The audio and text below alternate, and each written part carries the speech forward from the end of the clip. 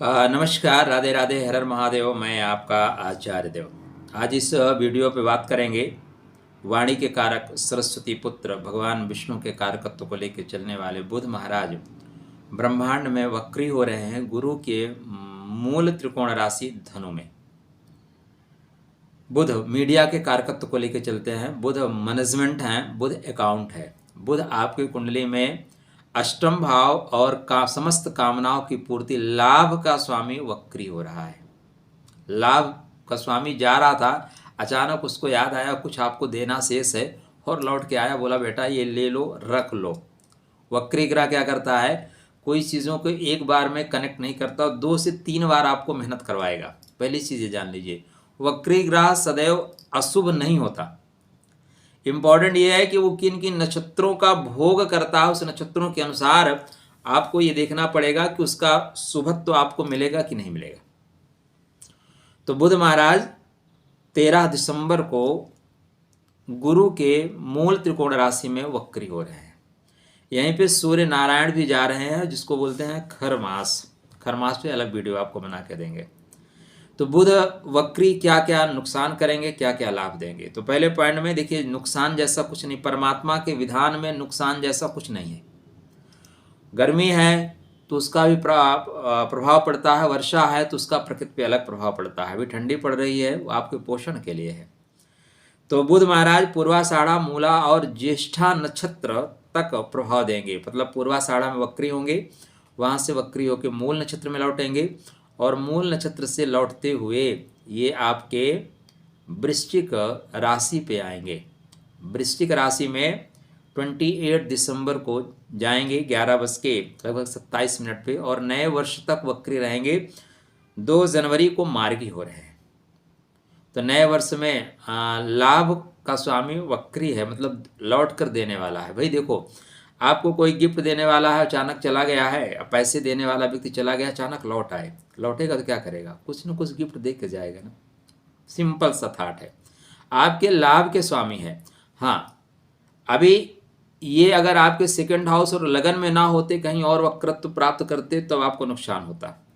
लेकिन ये कहाँ पे वक्री हो रहे हैं, धन के घर में वक्री हो रहे हैं, आपके राशि पे वक्री हो रहे हैं, इसलिए निश्चिंत रहिए, आपको नुकसान नहीं होगा। हाँ, यहाँ पे थोड़ी सी परेशानी तो आएगी, क्योंकि कोई भी ग्रह जो वक्री होता है, वक्री मतलब स्लोली चलने वाला, स्लो गति से चलने वाला, धीरे धीरे चलने वाला। असर क्या पड़ेगा, आपके वे ऑफ टॉकिंग पे असर पड़ेगा, आपकी योजनाओं पे असर पड़ेगा, प्लानिंग तगड़ी करनी पड़ेगी। अभी क्या था, झटके में भी कोई काम है आपका, झटके में निपटा दिए। किसी से फ़ोन एक बार में मिलाए, बात हो गई। अभी फ़ोन 2 बार 3 बार मिलाना पड़ेगा, तब जाके वार्ता होगी। या आप यात्रा कर रहे हैं तो यात्रा के समय, चूँकि बुध वाहन का कारक है, तो भाई पहले से निकलिए। अगर आपकी ट्रेन 9:30 बजे है तो 9 बजे आप निकलते थे तो 8:45 पे निकलिए, नहीं रोड पे जाम लगेगा और आप जाम में फंस जाओगे, ट्रेन जाएगी छूट। सिंपल सी, देखिए उदाहरण क्या है, सिंपल सिंपल अपने लाइफ से लीजिए, मिल जाएंगे। ये वर्ष अकाउंट क्लोज करने का है, इस वर्ष में क्या क्या आपने किया, क्या क्या करना है, उसको लेके चलने का है। तो अब बुध चाह रहे हैं कि आपका जो भी डॉक्यूमेंट है उसको आप ठीक से चेक कर लें, बैंक में जो आपने जमा कर रखा है उसको चेक कर लें, इसीलिए वक्री हो रहे हैं। तो पूर्वाषाढ़ा मतलब शुक्र के नक्षत्र में वक्री हो रहे हैं। शुक्र आपकी कुंडली में व्यापार के कारकत्व को लेकर चलते हैं। तो व्यापार में जो रुकावट आ रही थी, या व्यापार में जो आपसे त्रुटि, रुकावट नहीं कहेंगे, त्रुटि हो रही थी, भाई आप ऑफिस में बैठे हैं, आपके अकाउंट वाला बंदा चला गया, अचानक उसको रास्ते में कुछ याद आया, लौटेगा, बैठेगा कंप्यूटर पे काम करेगा। क्यों आया, क्योंकि उसके दिमाग में है कि यार कुछ चीज़ें तो हम भूल गए हैं, कुछ चीज़ें तो गड़बड़ हो गई, उसको ठीक करने आ रहा है।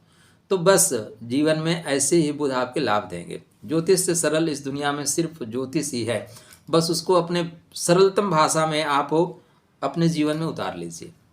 इसके बाद मूल नक्षत्र में आ रहे हैं। मूल में थोड़ी सी दिक्कत आएगी। मूल क्या, मूल बोलता है कि आप नियमों का पालन करिए। केतु के नक्षत्र में चलेंगे और केतु अपने नक्षत्र में किसी को सपोर्ट नहीं करता, बहुत कम सपोर्ट करता है। केतु चाहता है कि यहाँ सिद्धांतों को पालन करके चलिए। और बुध क्या है, बुध फास्ट है, बुध बोलते हैं हम सब प्लान करके रखे हैं। तो यहाँ पे आपको प्लान अच्छे से करना पड़ेगा। वे ऑफ टॉकिंग थोड़ी सी कड़वी हो जाएगी, आपकी थोड़ी सी कड़वी तो हो जाएगी, क्योंकि बुध वाणी के कारक है और केतु के नक्षत्र में चलने पे वाणी टफ ना हो, वाणी में कड़वाहट ना आए, ऐसा हो नहीं सकता। दूसरी बात, अगर आप इस बीच में इंटरव्यू दे रहे हैं तो थोड़ी सावधानी बरतिएगा। इंटरव्यू में थोड़ी सी वे ऑफ टॉकिंग आपकी टफ हो सकती है, या बीच में केतु चीज़ों को हैंग कर सकता है। आप देख लीजिए केतु आपके कहाँ बैठे हैं कुंडली में। यद्यप केतु अभी चित्रा नक्षत्र में चल रहे हैं इसलिए दिक्कत नहीं है, लेकिन फिर भी अगर प्रभाव आपकी महादशा अंतरदशा का हुआ, इस बीच सकारात्मक मतलब आप साक्षात्कार में जा रहे हैं, तो थोड़ा सा अपने बुध को ठीक करके चलिएगा। ठीक है, केतु को खासकर ठीक करके चलिएगा जिसके नक्षत्र में जा रहे हैं, तो चीज़ें आपके अनुकूल रहेंगी। इसके बाद ये आपके ज्येष्ठा नक्षत्र में आ रहा है। ज्येष्ठा मतलब आपका नक्षत्र, ज्येष्ठा मतलब फिर आपको कोई रोक नहीं पाएगा। यहाँ पे आप आएंगे काम टकाटक करके चले जाएंगे। तो ज्येष्ठा में बुध का आना किसी वरदान से कम नहीं है। आपके बचे हुए समस्त कार्यों को ज्येष्ठा में आते ही फटाफट पूरा कर देंगे। लाभ की जो संभावनाएं हैं उस संभावनाओं को पूर्ण कर देंगे। और ये डेट आ रही है 28 दिसंबर। 28 दिसंबर से यहाँ पे ज्येष्ठा का प्रभाव रहेगा, नए वर्ष तक ज्येष्ठा का प्रभाव रहेगा। तो नए वर्ष में भी बुध महाराज वक्री जरूर रहेंगे, लेकिन चीज़ों को ठीक करते हुए जाएंगे। ये अष्टम भाव के कारकत्व को लेकर चलते हैं। अष्टम भाव गुप्त है, तो इसलिए गुप्त तरीके से काम करिएगा। क्या? गुप्त तरीके से। योजनाओं को किसी को मत बताइएगा, क्योंकि शनि महाराज आपके चाह रहे हैं कि आप अब योजनाओं को किसी को न बताएं। ठीक है, शनिदेव राहु का प्रभाव लेके धीरे से आगे बढ़ रहे हैं, इसलिए वो चाह रहे हैं कि अब योजनाओं को आप जितना गुप्त रखेंगे उतना लाभ होगा।